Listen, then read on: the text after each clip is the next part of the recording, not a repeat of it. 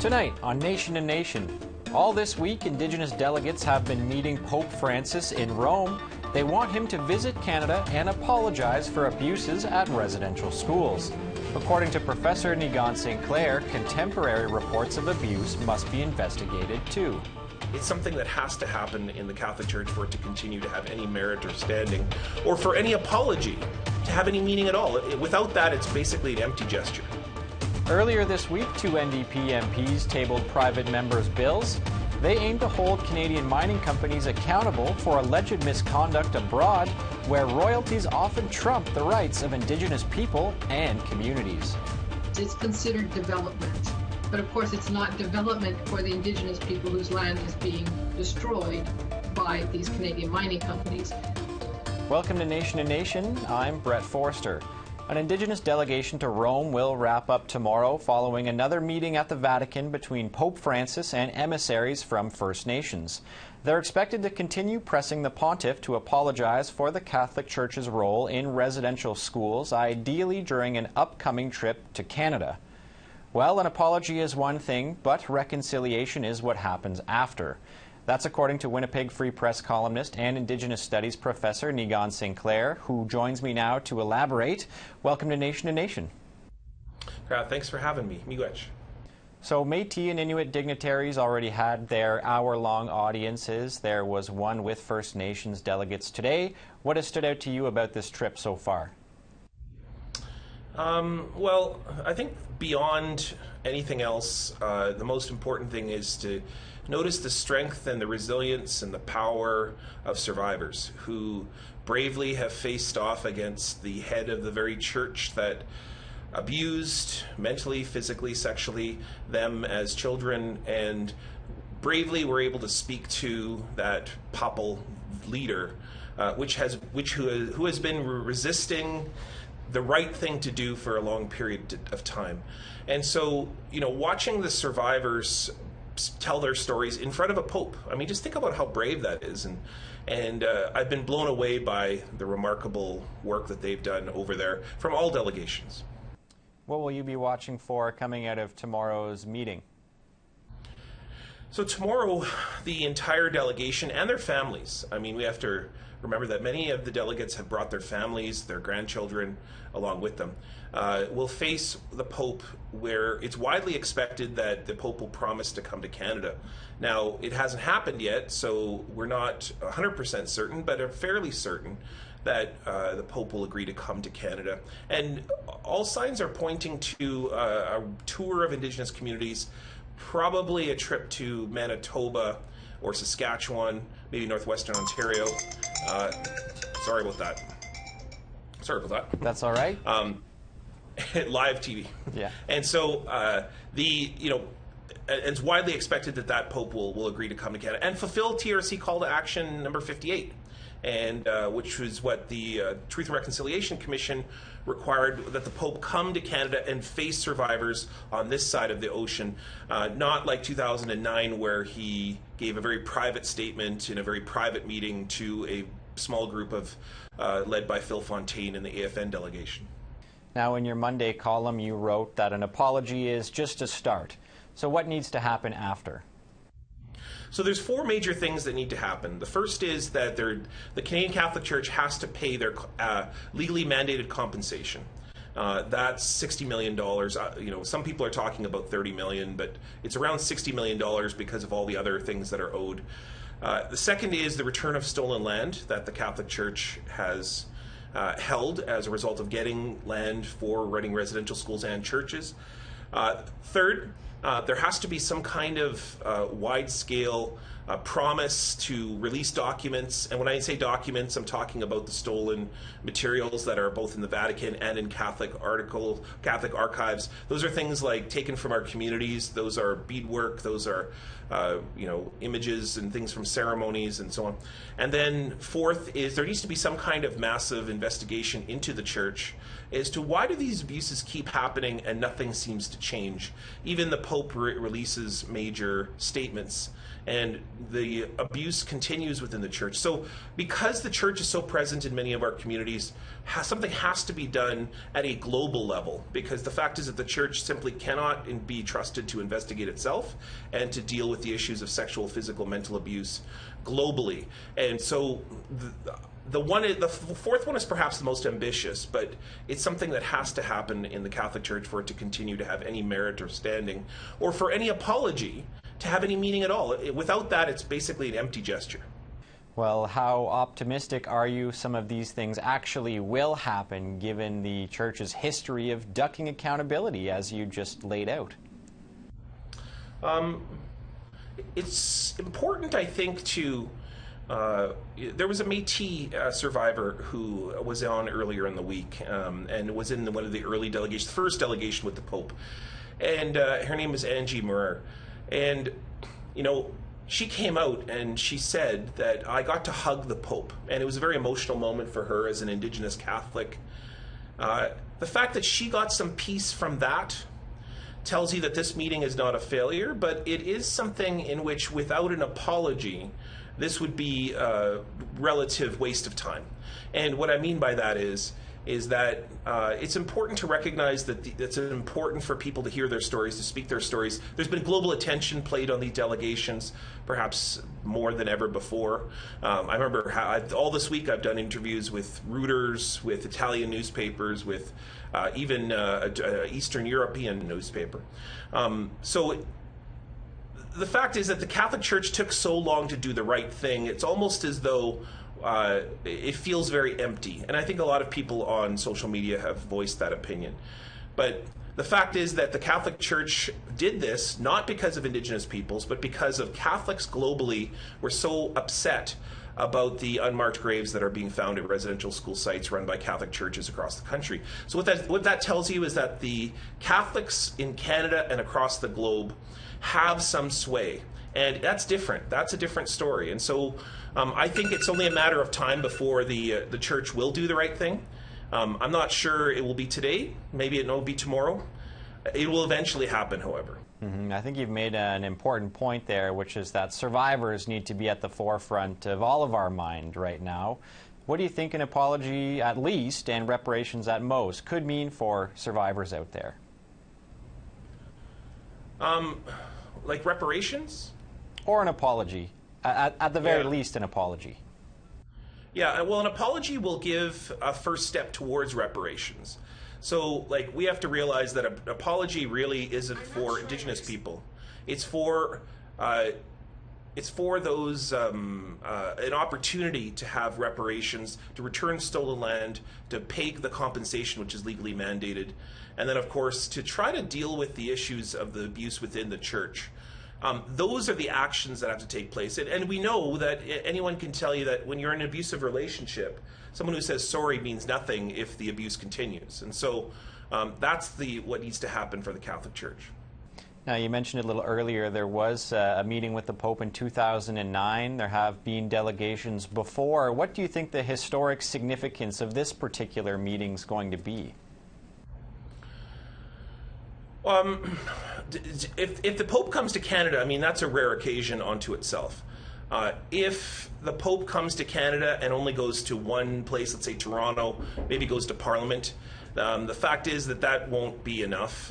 It'll be a good gesture, but what needs to happen is that the Pope needs to face Indigenous peoples face to face, needs to apologize and then also commit to action. And so that's why I fully expect the Pope, who has been listening on all accounts this week, to attend and come to Indigenous communities. Some observers have also asked or urged the pontiff to repudiate the old colonial papal bulls, like the doctrine of discovery. Do you think that's a realistic demand? Well, that's a first step, and that's also a TRC call to action, is to call the terra nullius, or the land is empty, to revoke that, to also then, the thing about that is that if that was revoked, it would then set forth a set of dominoes in Canadian law, because Canadian law is dependent on two things: the Royal Proclamation of 1763, which claims all the land in North America as British, And that's based on the principle of terra nullius, which is the land is empty, and that was a principle based within the Papal Declaration way back in the 1500s, meaning that if those individuals were on that land, they weren't Christian, they didn't have government, and they didn't have those things that Europeans thought they were. Of course, we had government, we had writing, we had all those things. We continue to have those things.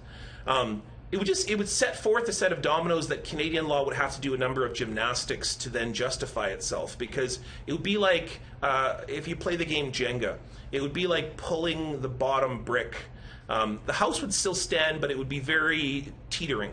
And so for the Pope to do that, I'm not so certain that it would be in the Canadian federal government's best interest, but it might be the best thing to do to really revolutionize the relationship between Indigenous peoples and the Canadian government. Do I expect that to happen? This Pope, other popes aren't in the business of creating revolutions. I think what they're in the business of is trying to do damage control for the current situation of the Catholic Church in Canada.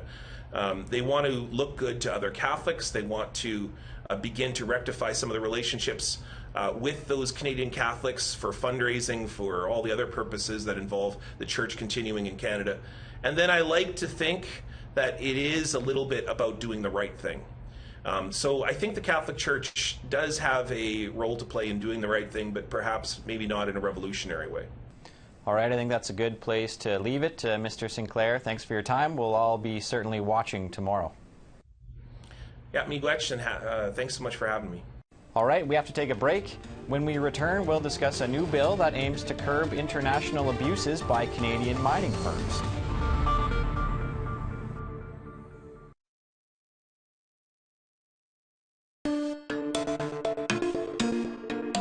Welcome back. Canadian mining companies have a less than stellar reputation internationally. Accusations of bad behavior are frequent, and the list of alleged abuses is long, with Indigenous communities in other countries often on the receiving end. Well, two NDP MPs announced their intent to change that on Tuesday by tabling a pair of private members' bills. Catherine Coumans is a researcher for Mining Watch Canada. She hopes the bills force mining companies to clean up their act. She joins me now. Welcome to the show. Thank you. So what kinds of things are Canadian mining companies doing that is harming Indigenous communities abroad? Yeah, I think what your viewers need to understand is that Canadian mining companies, like all mining companies, are running out of ore bodies. And so they're pushing into ever more remote areas of the world. And that is very often where Indigenous people are. And so they're going onto mountaintops, they're going into, glacial areas, they're going into the Arctic, all the areas where they didn't first go, but they're going now, and that's where they're encountering Indigenous peoples. And there's a lot of problems that happen when mining companies show up, and those include access to land. They often want to move people off the land when they are there, and as you know, Indigenous peoples need the land. It's part of their identity. It's how they feed themselves. It's their culture and their traditions, and their territories are being carved up by resource extraction companies. And Canadian mining companies are on the forefront of the mining companies operating overseas. So Canadian mining companies are very often the ones that are in conflict with Indigenous peoples all around the world. Well, we often hear rumblings or stories about this sort of thing. What is a concrete example of an event or series of events that has been particularly harmful? Well, I can name two that are very recent, but there's really, unfortunately, very many. We work in Latin America, we work in Africa, and we work in Asia Pacific. I'll give you an example from the Philippines and Asia Pacific, and one example from Latin America, but as I said, there are unfortunately many more. In the Philippines, there's a Canadian company called Goldcorp, and they're operating in the northern part of the Philippines on Indigenous land of the Ifugao.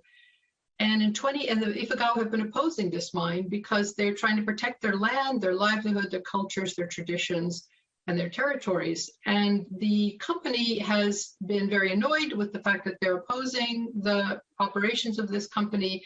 And in 2018, when I arrived there to meet with the Ifugao, they told me that they had been targeted and been accused of being members of or supporting a communist guerrilla movement in the Philippines. And they call that red tagging when that happens. And that's very often a precursor to being killed. It's basically like having a target on your back. And the only people that were being targeted in the community and in the wider province were people who were opposed to the operations of that mining company. So those people's lives were directly under threat because they were opposing the operations of that mining company. A year later, the same mining company actually lost its permit to mine, and yet it continued mining anyway. And so the Ifugao, the indigenous Ifugao, put up a blockade, and that blockade was twice violently dispersed. So their lives have been made extremely much more difficult because they're opposing the operation of this company. I'll just give you one more quick example. This is from Ecuador, from the Amazon region in Ecuador, and it's a story of a woman called Josefina Tunki. She is actually the first elected woman who's the head of the indigenous governance of the Shuar Arutam people. She and her people are opposing another Canadian mining company called Solaris Resources in that area. They have about 47 communities in their territory, and because of their opposition to Solaris Resources, they are being threatened. And she in particular, because she's the elected official, the elected president of the people, is being threatened. Why can't we just let the foreign countries handle these allegations of illegal activities? Why do we need another domestic regime here at home? Right. Yeah, we need a domestic regime because in many of these countries where our Canadian mining companies are operating are areas where the governments are cash-strapped. They're looking for taxes, they're looking for revenues, and so they are very often also pressured by the World Bank and other debtors lending companies that they're going to allow resource extraction to happen in their companies. It's considered development. But of course, it's not development for the indigenous people whose land is being destroyed by these Canadian mining companies. And so because people often cannot get access to remedy in the countries, in their own countries, they come to us, and they've been telling us this for many, many years. They've been telling us that, it's time for Canadians to hold our own companies to account in Canada for the harm they're doing overseas. So what do you expect these two bills tabled earlier in the week to do to provide some of that accountability? Right. So the one bill is what we call a non-judicial mechanism. So not everyone wants to go immediately to court. They want their case to be heard. They want it to be investigated. They want a finding of fact to be made, and they want remedy for the harm that's being done, or they want the problem that's been caused by the mining company to be solved. So the one of the two bills is for the creation of a stronger ombudsperson. So this would be a place where people could file complaints and have their complaints properly investigated, and also have the ombudsperson make a recommendation to the company on how to resolve the issue. That's non-judicial. But the other one, the one that was filed by MP Peter Julian, is a requirement, it's a mandatory requirement, so it's a legislated requirement that companies do due diligence of the risk that they pose and their operations pose to people around the world, people and environments. And if people have been harmed by a Canadian mining company operating anywhere in the world, like this case from the Philippines or Ecuador that I've mentioned, if they've been harmed by a Canadian mining company, these people can come to Canada and file a lawsuit in Canadian courts. Right now, that's very difficult for people to do. It's extremely difficult. But if this bill becomes law, people will have access to Canadian courts. That's really important. Over a decade ago, former Liberal MP John McKay tabled his own private member's bill about this, but it failed to pass. Why do you think there's a better chance this time around? Well, a number of things. For one thing, I think we're moving on. The time is moving on. In the meantime, we have had this ombudsperson created. So there is an ombudsperson's office, but she was stripped by the Liberals of the powers that she needs. So we're getting closer to what we want on the non-judicial front. And MP Heather McPherson's bill would make sure that she gets the powers that she needs. So the non-judicial part is, we're getting a lot closer. We already have the ombudsperson. We just need to make sure that it's actually effective. The other one is an important bill because there are lots of precedents already. There's already been a similar bill passed in France, and the European Union is moving in the same direction. So it's not like Canada is out ahead and leading in this. We're actually just telling Canada to catch up. All right, Ms. Coumans, we have to leave it there. Thanks for your time. Thank you very much. All right, we have to take another break. We'll be back in just a few minutes with a look ahead to next week's budget.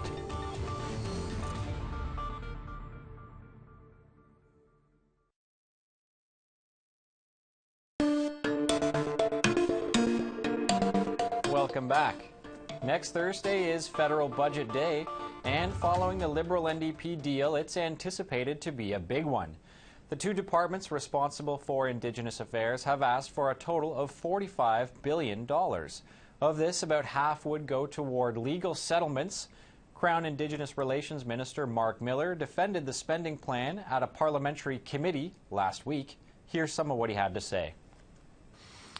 To say at some points that we are throwing money at the problem is often misunderstanding that monetary compensation plays an essential role in restorative and reparatory justice and allows us to move on an equal-to-equal basis. There are many other instruments that I'd be eager to talk to you with the committee, but as we apprehend what may seem in appearance as large sums, are often sums that have been due over sometimes decades and indeed centuries. If the budget is approved, Indigenous Services Canada will become the top federal spender this year. Housing is the big-ticket item to watch for from that department. Minister Patty Hajdu told the committee it's top of mind right now. Since 2016, we've invested over $6.5 billion on infrastructure projects that include projects in housing, water, education, and community. The funding provided through these supplementary and main estimates is a movement towards reconciliation, and these investments, I see them as a down payment on the work that we have left to do. But the Liberals have failed to deliver on some of their key promises before. Here's an exchange between Hajdu and Conservative MP Jamie Schmale on access to clean water.